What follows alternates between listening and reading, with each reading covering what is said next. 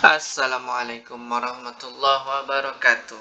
Baik, teman-teman, kita lanjutkan lagi ya pembahasan kita tentang kuantitatif, pengetahuan kuantitatif. Ya, buat persiapan teman-teman yang mau UTBK SNBT ya. Oke, kita mulai aja langsung. Nomor 1. Hasil pengurangan 3x plus y per 3 oleh y min 2x dibagi per 2 ya. Oke, jadi ini seperti kita mengurangkan pecahan saja ya teman-teman ya. Ini dikali silang saja. Jadi 2 dikali 3x plus y, 3 dikali y min 2x gitu ya. Sedangkan pembaginya ya kita kalikan saja ya. Oke, baik. Tinggal dikalikan saja ya. 2 kali 3x jadi 6x, 2 kali y jadi 2y. Oke, di sini hati-hati yang belakang ya, karena tandanya negatif. Jadi ketika dikalikan, kita harus bawa tandanya ya teman-teman ya. Ini min 3 dikali y jadi min 3y. Min 3 kali min 2x. Nah, min ketemu min ini jadi plus gitu ya. Kenapa kita harus hati-hati ya soal tanda. Oke, baik. Yang sama tinggal dijumlahkan saja ya. 6x dengan 6x jadinya 12x. Sementara 2y min 3y jadinya min y. Nah, jadi jawaban untuk yang A ini, jawaban untuk nomor 1 itu A ya. Mudah lah ya. Oke, kita lanjut ya ke nomor 2. Nomor 2 ini soalnya tentang logaritma. Jadi teman-teman harus ingat sifat-sifatnya yang banyak itu ya. Oke, baik, kita lanjut ke pembahasannya. Kita akan mulai masuk dari 2 log x min 2 log y sama dengan 1. Berdasarkan sifat yang nomor 4 ini, pengurangan itu jadinya dibagi gitu ya. Sehingga, nah, ini jadinya 2 log x per y ya sama dengan 1. Sehingga kita dapat x per y-nya sama dengan 2 pangkat 1 berdasarkan ininya ya, definisi logaritma. Oke, sehingga x-nya sama dengan 2y. Oke, baik. X sama dengan 2y ini kita akan masukkan ke persamaan ini nih ya di awal nih. X kali y sama dengan 50. X-nya kita ganti menjadi 2y. Sehingga kita dapat 2y pangkat 2 sama dengan 50. Y pangkat 2 sama dengan 25. Berarti dapat Y-nya 5. Yang kita ambil yang positif ya teman-teman ya. Y5. Nah, kalau Y-nya 5, maka otomatis X-nya 10 dong. Karena X sama dengan 2Y ya. Lalu pertanyaannya adalah X min Y. Jadi 10 min 5 ya sama dengan 5. Maka jawabannya yang E. Oke, kita lanjut ke nomor 3. Di sini, kalau sebelumnya tadi logaritma, sekarang bentuk akar. Akar itu sama aja dengan bentuk pangkat ya atau eksponen. Lagi-lagi ya harus hafal beberapa sifat dari eksponen ini ya. Oke, kita masuk. Nah, akar itu ternyata adalah pangkat pecahan kan ya. Seperti sifat nomor 7 ini ya. Oke, sementara pecahan itu adalah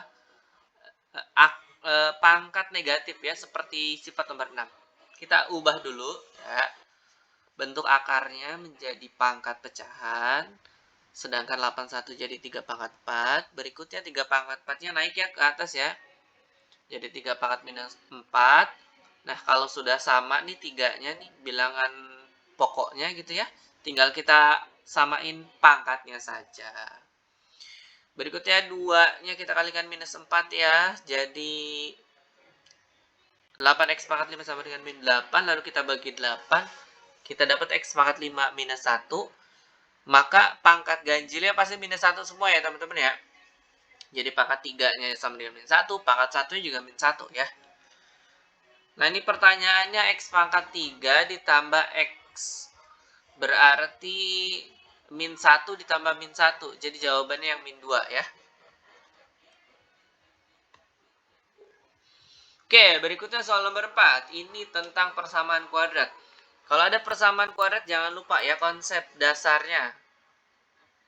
Penjumlahan akar-akarnya minus B per A, perkalian akar-akarnya C per A gitu ya. Kita mulai dari persamaan kuadrat yang kita ketahui, yaitu X kuadrat min dalam kurung A plus 3X ditambah C sama dengan 0. Akar-akarnya A sama B katanya ya. Maka berlaku A plus B-nya ya. Sama ya seperti konsep dasarnya ya. Min B per A. Ya, min B-nya ini ya. Min, nah, sehingga min ketemu min jadi plus. Seperti itu. Nah, di kiri dan di kanan ada A-nya, tinggal kita coret aja sehingga kita dapat B sama dengan 3. Berikutnya kita masuk ke B kuadrat sama dengan A plus 10. Di soal disebutkan ya, di sini. B-nya tinggal kita ganti 3 sehingga kita dapat 9 sama dengan A plus 10. Maka dapat A-nya minus 1. Kemudian kita masuk ke perkalian akar-akarnya, yaitu A kali B ya. A kali B itu C per A ya. Nah, begitu. A-nya udah ada minus 1, C-nya udah ada 3 ya. Kita tinggal masukin aja sehingga kita dapat nilai C. C-nya minus 3. Maka C kuadrat ditambah C itu akan menjadi minus 3 dikuadratin ditambah minus 3. 9 minus 3 sama dengan 6. Jawabannya yang C. Oke, kita lanjut. Nomor 5. Ini mudah sih seharusnya ya. 5 tahun yang lalu. Catatan ya, kalau 5 tahun yang lalu kita kurangin 5. 10 tahun yang lalu kurangin 10. Jadi dikurangin semua usianya ya. Kalau yang akan datang tinggal tambah saja.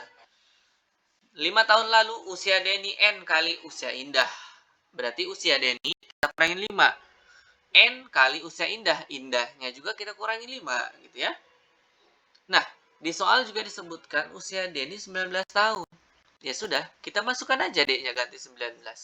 Nah, jadi seperti itu. 19 kurangi 5, 14. Lalu N-nya pindah ruas jadi bagi. Lalu minus 5 pindah ruas jadi tambah. Maka kita dapat jawabannya adalah yang C. Mudah lah ya. Lanjut nomor 6. Ini ada barisan aritmatika. Oke. Bicara barisan aritmatika, teman-teman jangan lupa rumus suku ke N-nya ya. Suku ke N dari barisan aritmatika adalah A plus N min 1B. Oke. Oh ya, di sini pertanyaannya itu kan suku ke-7 ditambah suku ke-8 sama dengan suku ke-10 ditambah suku ke-berapa gitu ya. Itu pertanyaannya. Jadi langsung aja masukin rumus yang ini. U7. U7 itu berarti A plus 6B. U8 A plus 7B. Sedangkan U10 A plus 9B. Nah, seperti ini. Gitu ya. Kita akan mencari UN ini ya, suku keberapa gitu. Nah, ini ya udah. Tinggal A plus 9-nya pindah ruas ke sini, berarti A-nya ada yang dicoret 1. 6B tambah 7B, 13B dikurangi 9B kan 4B ya. Nah, kembali ke rumus yang ini, A plus 4B itu kan sama aja dengan suku kelima ya. Maka jawabannya kan C. Udah. Mudah ya. Yuk kita lanjut nomor 7. Ya, ada segitiga ya. Ya, kita coba masukin dulu nilai-nilainya ya. Ini 4 sama 5. Berikutnya karena ini segitiga sama sisi berarti ya sudut-sudutnya 60 semua ya. 60 semua. Oke, kita lanjutkan ke jajar genjang ABCD nih ya. Sifat dari jajar genjang itu sudut-sudut yang berhadapan, yang ini nih ya, sama yang ini itu sama besar. Kalau yang ini 60 berarti ini juga otomatis 60 ya. Nah, ini juga 60 nih. Oke. Berikutnya sifat jajar genjang juga, ini rusuk-rusuk yang berhadapan itu akan sama besar, sama panjang, dan juga sejajar. Nah, konsekuensi dari sejajar, ini sejajar nih dengan yang ini. Konsekuensi ini akan sehadap dengan yang ini.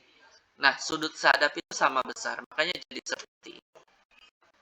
Nah, kalau teman-teman perhatikan sudut yang kecil di bawah, sudut segitiga, sorry. Ini kan ini 60, ini 60, otomatis ini sisanya 60.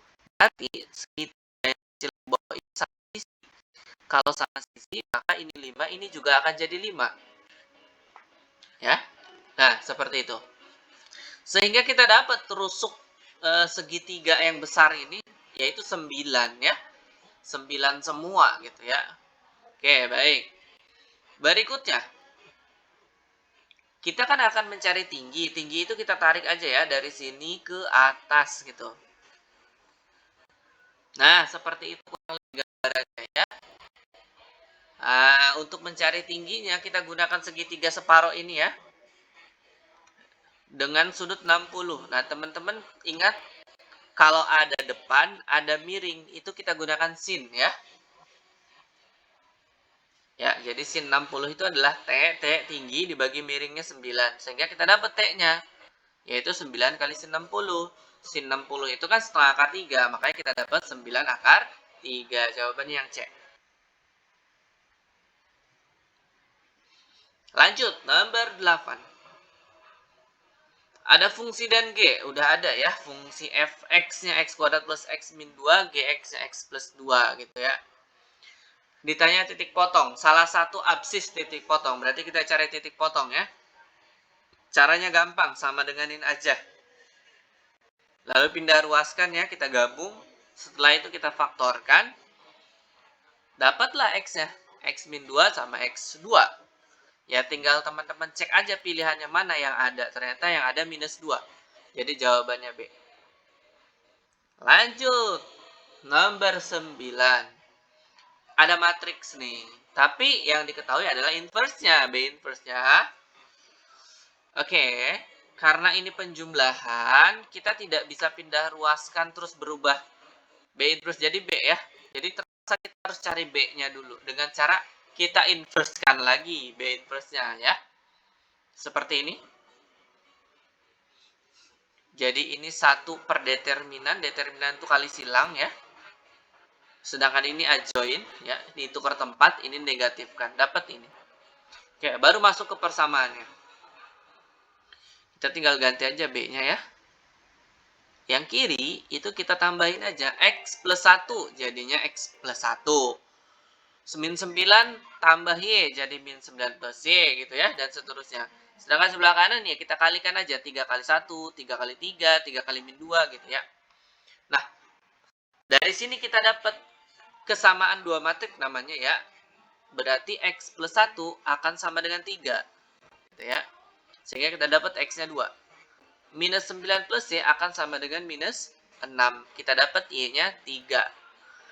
Nah, nilai P itu kan 3X min 2Y. Ya, 3 kali 2 dikurangi 2 kali 3. Berarti 6 kurang 6 dong. 0 gitu ya. Q-nya juga 0. Berarti kesimpulannya P sama dengan Q. Oke, lanjut. Di sini keterangannya adalah lambang Y menyatakan bilangan bulat terkecil yang lebih besar daripada atau sama dengan. Nah, catatan lebih besar itu artinya pembulatan ke atas ya. Oke, kita akan mencari nilai X yang memenuhi pertidaksamaan ini. Supaya tidak kemana-mana, selalu ya, kita gunakan patokannya Q sama dengan 7. Kita mulai dari X sama dengan 7. Ternyata ketika kita masukin nggak memenuhi ya. Kita coba yang lebih besar, tidak memenuhi juga. Berarti kita harus coba yang lebih kecil. Ya, misalkan X-nya sama dengan 6. Ternyata memenuhi. Kalau yang begini, berarti jelas ya. Karena yang memenuhi cuman yang kurang dari, berarti P-nya kurang dari Q ya. Jawabannya B. Oke, lanjut soal nomor 11. Ini kita akan membuat dua bilangan dari angka-angka yang ada di sini ya. Dan boleh berulang katanya. Boleh berulang ya. Catatan tuh boleh berulang. Oke, pernyataan pertama. Maksimum selisih dua bilangan yang mungkin dibentuk adalah kelipatan 5. Oke, maksimum. Berarti angka bilangan terbesar dikurangi bilangan terkecil. Bilangan terbesar kan 99.